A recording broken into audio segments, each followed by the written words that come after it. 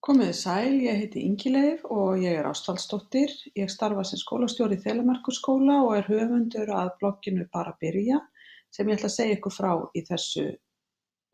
þessu myndbandi. Bara byrja var til árið 2013 af því að ég hafði sjálf lesið nokkra svona vefi á netinu og mér fannst þetta vera afar góð leið til þess að segja frá starfi sínu umbúðalaust og þessi lestur hvatti mig til þess að skoða það sem að fólk var að tala og til þess að prófa eitthvað nýtt sem ég hafði ekki séð áður. Ég hugsaði með mig þá hvort það væri ekki hægt að gera svona á Íslandi og ég beið eftir frumkvæði annarra. En svo kom í ljós að það þýddi bara ekkert annað en að bara byrja sjálfur. Fyrst var bara byrja aðeins glósubók fyrir mig til þess að halda utan það sem ég rakst á og ég teldi að væri gagnlegt bæði fyrir mig og kannski aðra. Í fyrstu var ég ekki svo upptekin af því að þetta væri eitthvað fyrir aðra.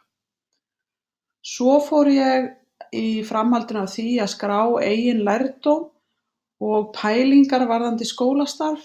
Það er nú bara þannig að í vinnunni er maður alltaf að hugsa það hvað maður getur gert kannski öðruvísi eða betur.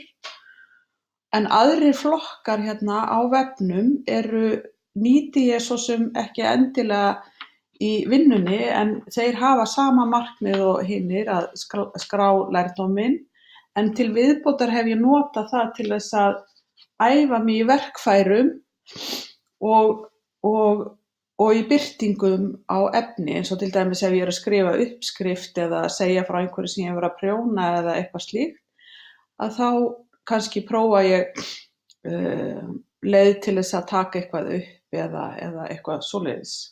Og þá í leiðinni æfist ég í nýju verkfæri og finn leið til þess að birta lærdóminn.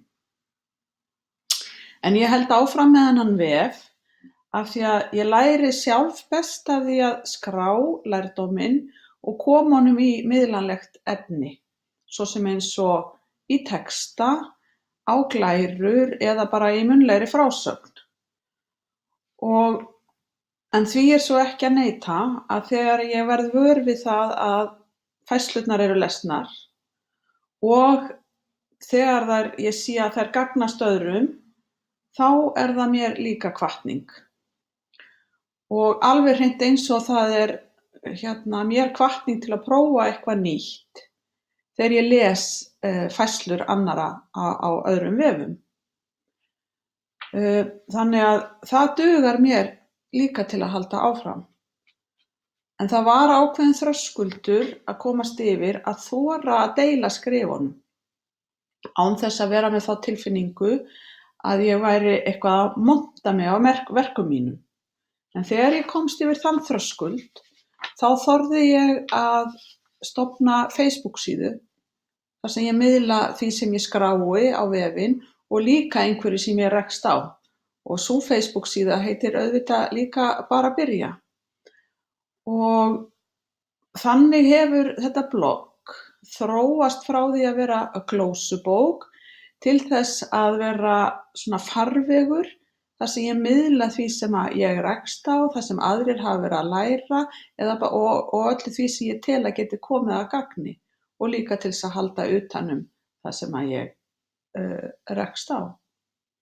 Næst það svo að koma inn á bloggið hlaðvarpi, þar sem ég ætla að ræða við skólafólk til að læra meira af því að mér finnst skólafólk vera svo duglegt að prófa. Ég þekki svo marga sem eru duglegir að prófa nýja hluti og þá er það aftur orðin ein leið í viðbót til þess að komast umbúðalaust að því sem er að vera og miðla því sem er að vera á vettvangi og þá í leiðinni læri ég og get miðlað því til annarra.